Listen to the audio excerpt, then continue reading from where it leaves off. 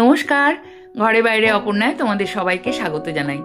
আজকে আমি বানিয়ে নেব খুব সহজেই ঘরোয়া পদ্ধতিতে মোগলাই কবিরাজি। এটা তৈরির জন্য আমি নিয়ে নিয়েছি 2 কাপ ময়দা, দিলাম অল্প একটু নুন, দিয়ে দেব 2 টেবিল চামচ রিফাইন অয়েল।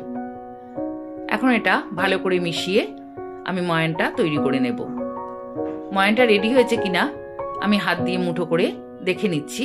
হাত দিয়ে মুঠো করা যাচ্ছে, ময়ানটা রেডি হয়ে গেছে।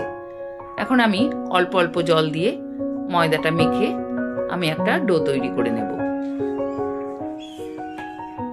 ডোটা তৈরি করা হয়ে গেছে, দিয়ে দিলাম অল্প একটু ওপর থেকে রিফাইন অয়েল। এটা মাখিয়ে আমি ঢাকা দিয়ে খানিকক্ষণ রেখে দেব। খানিকক্ষণ বাদে ঢাকাটা নামিয়ে আবারও একটু মেখে নেব।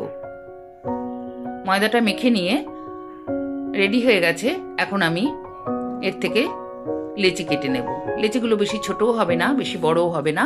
এইভাবে কেটে নিয়ে আমি এগুলো লুচির মতো করে বেলে নিলাম। সমস্ত লেচিগুলো লুচির মতো করে বেলে নেব। এখন এই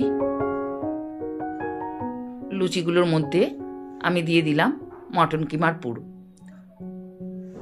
এটা আমার ঘরে রেডি করা ছিল, তাই এটা দিয়ে আমি পুর দিয়ে দিলাম।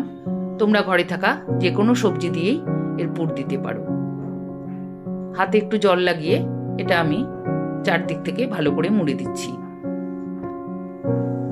বাড়িতে হঠাৎ কোনো গেস্ট এসে গেলে এইভাবে তোমরা কিন্তু ঘরে থাকা যে কোনো সবজি দিয়ে এটা তৈরি করে দিতে পারো। এটা তৈরি করা কিন্তু খুবই সহজ, কিন্তু খেতে হবে ভীষণ ভালো।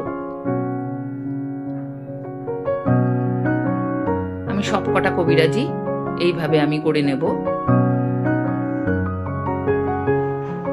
সন্ধেবেলা টিফিনেও তোমরা এইভাবে বানিয়ে খেতে পারো। এগুলো আমি তৈরি করে রেখেছি। এখন আমি একটা ডিমের ব্যাটার তৈরি করে নেব। নিয়ে নিলাম 2টো ডিম, অল্প একটু নুন আর গোলমরিচ গুঁড়ো।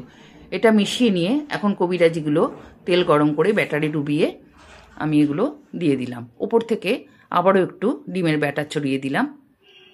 এখন এগুলো দুটো দিকে আমি ভালো করে ভেজে নেব। ভালো করে ভাজা হয়ে গেছে, এখন আমি এগুলো তুলে নিলাম।